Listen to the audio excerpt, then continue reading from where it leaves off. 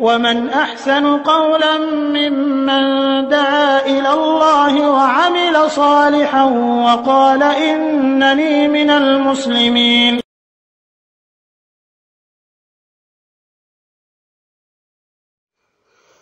ওয়ালাইকুম আসসালাম ওয়া রাহমাতুল্লাহি ওয়া বারাকাতুহু। 385 ভাই প্রশ্ন করেছেন যে মাগরিবের সালাতে জামাত যদি এক রাকাত আমি ফেল করি, তাহলে শেষের রাকাতটা আমি যখন একাকী পড়বো তখন কিভাবে পড়বো? একটা সূরা মিলাবো না শুধুমাত্র সূরা ফাতিহা পড়লেই হবে? জি, আপনি যখনই যে সালাতেই আপনি ত্যাগ করুন না কেন বা জামাত ফেল করুন না কেন, এক রাকাত, দুই রাকাত, তিন রাকাত, আপনি যখন থেকে শুরু করবেন সালাত আপনি, তখন সেটা হচ্ছে আপনার সালাত, অর্থাৎ আপনার রাকাত সংখ্যা। এটা ইমাম সাহেবের অথবা জামাতের রাকাত না। জামাতের রাকাতই আপনার রাকাত না। জামাতের রাকাত হয়তো বা সেটা 3ও হতে পারে, আপনার 1। জামাতের রাকাত হচ্ছে 2, আপনার হচ্ছে 1। জামাতের রাকাত হচ্ছে 4 চতুর্থ, আর আপনার হচ্ছে 1 প্রথম। তো সুতরাং আপনার শেষের রাকাতটা আপনি আগে জামাতের সাথে যেভাবে পড়তেন বা একাকী পড়লে যেভাবে পড়তেন ওভাবেই পড়বেন। মিন্স অর্থ হলো যে আপনি শুধুমাত্র সূরা ফাতিহাটা মাতলুব, শুধু সূরা ফাতিহা আপনি পড়বেন, এই আর কি। ওয়ালাইকুম আসসালাম ওয়া রাহমাতুল্লাহি ওয়া বারাকাতুহু। সিঙ্গাপুর থেকে হেলাল ভাই প্রশ্ন করেছেন। একটা হলো দুইটা বিষয়। একটা হলো ভিসার জন্য যখন ডলারের, সম্ভবত ওটাকে ডলার এন্ডোজমেন্ট না কি জন্য এরকম একটা কথা বলে, সেই সময় যদি আমি ডলার দিই আর এর বিনিময়ে আমি বাংলাদেশে টাকা নিব, তাহলে সেটা হবে কিনা? এখানে কোনো বাধা নেই আপনার, অর্থাৎ এখানে শরীয়ত আপনাকে কোনো বাধা দেয় না। এর মতো এটা তো আর এরকম যদি হয় যে আপনি তাকে অনেক বেশি ঠকাচ্ছেন, তাহলে সেটা ভিন্ন জিনিস। ঠকানোটা সবসময় নাজায়েজ, সেটা ব্যবসার ক্ষেত্রেও নাজায়েজ, আর আপনি যেটা এভাবে করতেছেন সেটাও নাজায়েজ। তো টাকার অনুযায়ী, অর্থাৎ যেটা মূল্য হয় সেই মূল্য অনুযায়ী যদি আপনি বাংলাদেশে টাকা নেন তাহলে কোনো সমস্যা, ইনশাল্লাহ কোনো সমস্যা হবে না, এই আর কি। আর আরেকটা বলেছেন যে এখানে আমি ডলার নিলাম আর এর বিনিময়ে কি সরি মানে স্বর্ণের কথা বলেছেন, যে আমি স্বর্ণ পাঠিয়ে আমি ব্যবসা করছি, তো সেটা নাজায়েজ কিনা? তো এখানে নাজায়েজের, এটাও নাজায়েজের কোনো কারণ নেই। যদি আপনি বড় ধরনের ব্যবসার সাথে, অর্থাৎ মানে আপনি বিজনেসম্যান হয়ে যান আর সরকারকে মানে এভাবে যদি আপনি ব্যবসা করতে থাকেন আর আপনার পেশাটাও যদি ব্যবসায় হয়, এই ধরনের ব্যবসা হয়, তাহলে আপনি সরকারকে বড় ধরনের ফাঁকি দিচ্ছেন। ছোটখাটো কোনো, যেমন আমি জিনিস পাঠালাম যেটা সরকার সম্ভবত 200 গ্রাম পর্যন্ত বা 200 গ্রামের নিচ পর্যন্ত স্বর্ণ পাঠাতে পারে, তো আপনি এই ধরনের মানুষকে যদি স্বর্ণ পাঠান আর এর বিনিময়ে যদি আপনি এই ব্যবসাটা করতে পারেন বা মানুষকে দিতে পারেন যে এখান থেকে আমি কিছু লাভ নিলাম, এতে কোনো সমস্যা ইনশাল্লাহ নাই। ইনশাল্লাহ আপনার এই দুইটা ব্যবসাতেই কোনো সমস্যা নেই। জি মুহতারাম ভাই আর একটি প্রশ্ন করেছেন যে সুন্নাত সালাত গুলো সম্পর্কে, যে কোন সুন্নাত গুলো গুরুত্ব বেশি বা পড়া আবশ্যক বা কোনটা আবশ্যক না। এটা আমরা জানি, মান সাল্লা ইসনাতে আশরাত রাকাতান ফি ইয়াউমিন ওয়া লাইলাতিন বুনিয়ালাহু বিহিন্না বাইতুন ফিল জান্নাহ, বুনিয়ালাহু বাইতুন ফিল জান্নাহ। এটা উম্মু হাবিবা রাদিয়াল্লাহু তাআলা থেকে বর্ণিত, মুসলিমের হাদিস, যে রাসূল সাল্লাল্লাহু আলাইহি ওয়াসাল্লাম বলেছেন যে ব্যক্তি 12 রাকাত সালাত আদায় করবে দিনে এবং রাত্রিতে, তার জন্য জান্নাতের মধ্যে একটি ঘর নির্মাণ করা হবে। তো এই রাকাত সংখ্যাগুলো কোনটা, এটা তিরমিজিতে আছে হাদিস এবং ব্যাখ্যা দেওয়া আছে। সেটা হলো ফজরের পূর্বে 2 রাকাত, এটা আবশ্যক। যেটা আপনি প্রশ্ন করেছেন কোনটা আবশ্যক কোনটা আবশ্যক না, তো ফজরের পূর্বে 2 রাকাত, জোহরের পূর্বে 4 রাকাত এবং পরে 2 রাকাত, তাহলে হলো 8 রাকাত, অর্থাৎ 6 রাকাত আগে 2 রাকাত 8 রাকাত, এবং মাগরিবের পরে 2 রাকাত, 10 রাকাত, এশার পরে 2 রাকাত, এই হলো 12 রাকাত সালাত। এটা হচ্ছে আবশ্যক এবং এর জন্য ফজিলত বর্ণনা করা আছে। আর যে কোনো সময় আপনি সালাত আদায় করতে পারেন, ফজর, জোহর, আসর, মাগরিব, এশা সব আজানের পরে আপনি 2 রাকাত সালাত আদায় করতে পারেন, যেটা হাদিস আছে, এই আর কি। সম্ভবত আশা করি বুঝতে পেরেছেন। জাযাকুমুল্লাহু খাইরা। হ্যাঁ, ওয়ালাইকুম আসসালাম ওয়া রাহমাতুল্লাহ। লিখিত প্রশ্ন করেছেন 6603 ভাই। আসলে প্রশ্নটা সম্ভবত আরো স্পষ্ট করা ভালো, অথবা আপনি ভয়েসের মাধ্যমে করবেন। তো বিভিন্ন বিষয় ঘুরে দাঁড়িয়েছে আর কি একই কথা। শারিয়া লোন, তো শারিয়া লোন বলতে এটা কি ধরনের লোন, এই লোন সম্পর্কে আমার জানা নেই। কর্জে হাসানা আছে, কর্জে হাসানার বিষয়ে বলাই আছে, সম্ভবত এই গ্রুপে একটা প্রশ্নের উত্তর দিলাম, শুনবেন সবগুলো তাহলে পেয়ে যাবেন। তো কর্জে হাসানা দিতে হবে, এবং এর উপরেই তো দুনিয়া টিকে আছে। দুনিয়া টিকে আছে বলতে নো মাইন্ড, মানে হচ্ছে পরস্পর আমরা আপনার কাছে ঋণ নিব, আমি আপনার কাছে নিব, বা আপনি আমার কাছে নিবেন। তো এরকম ভাবেই তো আসলে দুনিয়াটা চলতেছেন, আল্লাহ রাব্বুল আলামিন বিভিন্নভাবে চালাচ্ছেন। তো মানে আপনি শারিয়া লোন বলতে অন্য কোনো জিনিসকে বোঝাচ্ছেন কিনা? শারিয়া লোন তখনই চালু থাকবে যখন আমাদের মধ্যে আন্তরিকতাটা সম্পূর্ণ থাকবে। আমি আপনার কাছ থেকে নিলাম, 1 মাসের নাম করে 3 মাস পরেও কোনো খবর নেই, তখন তো এটা আমাদের মধ্যে সমস্যাই হয়।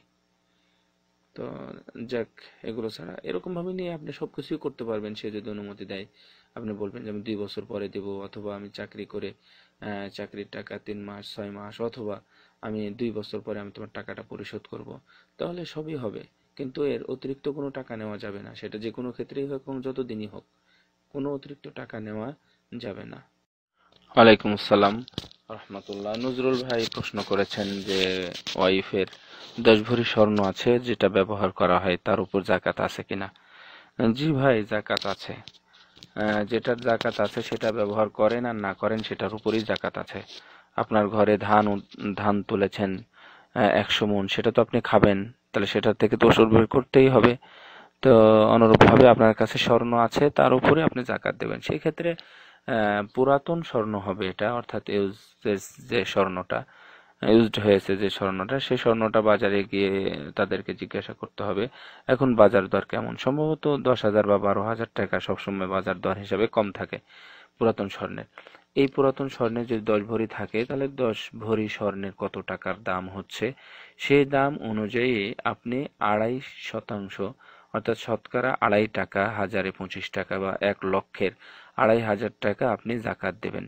ভাই, এই জাকাতের মধ্যে আল্লাহ রাব্বুল আলামিন বলেছেন যে মানে জাকাতের মধ্যেই আপনার কল্যাণ আছে এবং জাকাতের মধ্যেই অর্থের বৃদ্ধি আছে। সুতরাং এর মধ্যেই কল্যাণ আছে ইনশাআল্লাহ। আপনার বাহ্যিকভাবে দেখতে পাচ্ছেন যে টাকা ফুরিয়ে যাচ্ছে, কিন্তু আল্লাহ রাব্বুল আলামিন অন্যভাবে আপনাকে আবার দিবেন, সেটা আমরা বুঝবো না। অর্থাৎ জাকাত আপনাকে দিতে হবে, ব্যবহৃত হোক আর অব্যবহৃত হোক। ওয়ালাইকুম আসসালাম রহমতুল্লাহি ওয়া বারাকাতুহু।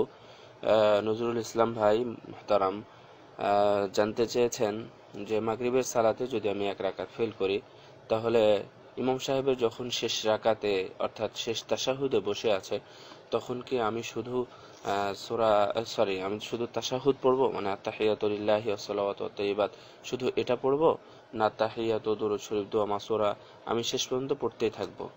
জি, আপনি যেহেতু ইমামের অনুসরণ করতেছেন, আপনি পুরোটাই পড়তে থাকবেন।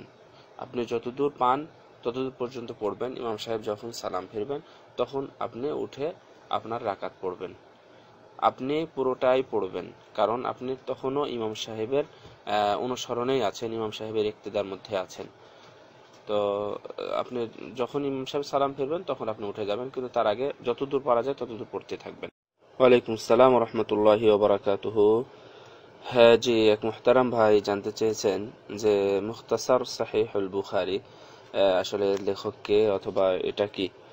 হ্যাঁ, আসলে প্রায় সব কিতাবেরই কিছু কিছু সংক্ষেপ রূপ আছে, সংক্ষিপ্ত কিছু রূপ আছে, এবং এটা বলতে পারেন যে পরবর্তী কিছু মনীষীগণ ওনারা এগুলো করেছেন তাতে সহজভাবে মানুষের কাছে গুরুত্বপূর্ণ কিছু হাদিসগুলো উঠিয়ে দেওয়ার জন্য। এবং সাথে সাথে আরেকটা যেটা, সেটা সহিহুল বুখারীতে আপনারা জানেন যে হয়তোবা জানেন যে 7,563টা হাদিস আছে, কিন্তু এই হাদিসের সংখ্যা নিয়ে ইখতিলাফ আছে। ইখতিলাফ হওয়ার কারণ হলো যে ইমাম বুখারী রাহিমাহুল্লাহ উনি একই হাদিস বারবার নিয়ে এসেছেন। এবং একটা হাদিস আপনাদেরকে বলি যে রাসূল সাল্লাল্লাহু আলাইহি ওয়াসাল্লাম জাবের রাদিয়াল্লাহু তাআলা আনহুর কাছ থেকে একটা উট কিনে নিয়েছিলেন, এবং সেটা উট কিনে নেওয়ার পরে আবার তাকে দিয়ে দিয়েছিলেন, কিন্তু অর্থ ফেরত নেননি। মানে তাকে বললেন যে টাকাও তোমার, অর্থাৎ টাকাও তোমার, উটও তোমার। এই যে ধরনের একটা মানে হাদিসটা, এই হাদিসটা ইমাম বুখারী রাহিমাহুল্লাহ প্রায় 36 বার নিয়ে এসেছেন। এবং ইন্নামাল আমালু বিন্নিয়াত আপনারা জানেন, এই হাদিসটা ইমাম বুখারী রাহিমাহুল্লাহ একাধিকবার নিয়ে এসেছেন, সম্ভবত 7 জায়গাতে নিয়ে এসেছেন। ঠিক এইভাবে করে, আর অনেক হাদিস আছে একবারই আছে, কিন্তু এইভাবে দেখা যাচ্ছে যে ইমাম বুখারী রাহিমাহুল্লাহর হাদিস সংখ্যা এত হয়েছে, কিন্তু মূলত হাদিস সংখ্যা হচ্ছে মোটামুটি 4000-এর মতো এবং তারও কম। তো সেই ক্ষেত্রে এটা একটা আপনি বলেছেন যে মুখতাসার বুখারী, এটা কি আসলে এটা সহিহ বুখারীর অংশ, বা এটাও সহিহ বুখারী, এতে কোনো সন্দেহ নাই এবং কোনো সমস্যাও নেই। তো এই হাদিস লেখক হচ্ছে আহমদ বিন আহমদ আব্দুল লতিফ ওনার নাম, এবং সিরাজি বলা হয়, জুবাইদি বলা হয়। উনি মানে 893 হিজরিতে উনি মৃত্যুবরণ করেছেন আর কি। এই, জাযাকুমুল্লাহ। ওয়ালাইকুম আসসালাম ওয়া রাহমাতুল্লাহি ওয়া বারাকাতুহু। বারাকাল্লাহ ফিকুম। ভাই প্রশ্ন করেছেন যে সেজদা থেকে ওঠার সময় আমরা হাতটাকে স্বাভাবিকভাবে মাটিতে রেখে তার উপর ভর দিয়ে উঠব, না হাতটা মুষ্টিবদ্ধ করে মুঠ পাকিয়ে তার উপর ভর দিয়ে উঠব? তো এটা একটা একান্ত ব্যক্তিগত অধ্যায়। তো সালাতের মধ্যে বা সবসময় ন্যাচারাল অথবা স্বাভাবিক আদি যেটাকে বলা হয়, আদি অবস্থায় বা স্বাভাবিক অবস্থায় যেভাবে থাকেন আপনি সেভাবেই হাতটা রেখে উঠবেন। কোনো সময় যদি আপনার অসুবিধা বোধ করেন যে আমি যদি মুঠটা পাকিয়ে বা মুষ্টিবদ্ধ করে যদি মাটির উপর ভর দিয়ে উঠি তাহলে এটা আমার সুবিধা হচ্ছে, এতে শরীয়ত আপনাকে বাধা দেবে না। কারণ এটা এমন কোনো বিষয় নয় যে মানে আপনার সালাত নষ্ট হবে অথবা খুশু নষ্ট হবে, এমনটা না। তো স্বাভাবিকটা করার সবসময় চেষ্টা করবেন। যদি কোনো সময় আপনি এটাকেই সুবিধাবোধ মনে করেন যে মুষ্টিবদ্ধ পাকিয়ে যদি উঠি তাহলে এটা স্বাভাবিক হবে, তো আমার মনে হয় স্বাভাবিকটা করাই ভালো, অর্থাৎ খোলা হাত রেখে তার উপর ভর দিয়ে ওঠা।